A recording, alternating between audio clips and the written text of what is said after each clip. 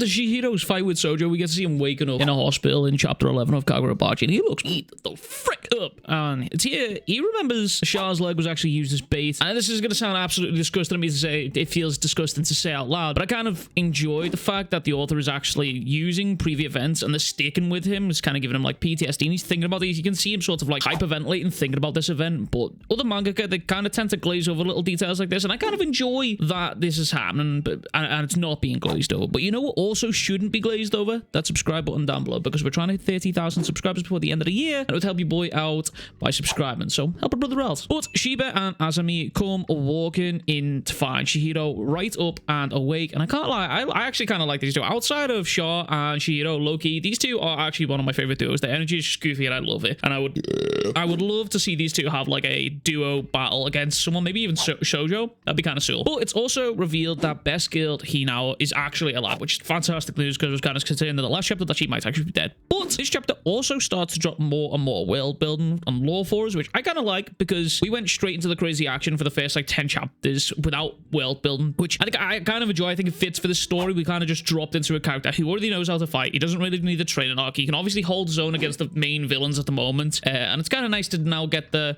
karma section of the story and now start to get the world building. But it's also revealed that Sojo has something called Daten Sekai, and I hope I've just fucking butchered that name. I probably have. But it is actually the metal that is used to create the unique enchanted blades, which everyone seems to be fighting for all over the place in this series right now. But what is also nice about this chapter is Takiro splits up the explanations of the Daten Sekai between Sojo and Chihiro's group, and I kind of like that. It's nice little parallels. You get to see the conflicting objectives and the interests between the two. But Sojo goes on to explain that the Daten Sekai is actually discovered during the war, and the spirit energy that is imbued into the stone actually multiplies, and it goes on to explain how the power is also toxic, and it could quite literally rip a person's body, it could quite literally rip a person to pieces. There's a little diagram of some dude just simply getting explodified right here. But it's also revealed that Chihiro's dad, Rokihiro, was the only person who was able to actually stabilize this power, which is kind of interesting, because now we have Char, who's also being used to stabilize this power, and there's got to be some sort of hidden secrets here, because there's obviously this narrative being drawn up right now about Chihiro's dad kind of being like an anti-hero. Yeah, sure, what he did was good for the greater good, but also he's probably had to step on some toes to get to where he's at right here. But this is where the chapter takes a extremely grisly and dark turn. Remember how Char can just regrow limbs and stuff and things and all that stuff? Well, not only are Sojo's gang willing to use a chopped off leg as bait to get Chihiro's attention, Sojo's gang is also stripping Char of her flesh, her organs, everything, knowing full well and good that it will actually just grow back in order to fuse said flesh with the Daten Sekai, which is kind of brutally grisly, and it seems that Kagurabachi and its author Takiro is kind of pushing for Char to be put into that category of shonen children and teenagers that have just been tortured for fucking horrific reasons. But as the scene is happening, Takiro gives panels of the torture that Char is going through, basically, and they parallel Chihiro thinking of the torture that she is also being subjected to, thinking about Char, also saying that she trusts him, and it's kind of brutal. It's honestly a genuinely brutal turn of events, I can't lie. It's not something I was expecting Kagurabachi to just hit us with 11 chapters deep. But Shiba and Azumi go on to say how Chihiro's blade is safe because he thought he might have lost it in his fight with Sojo, but they also never expected Sojo to evade Kaminabe.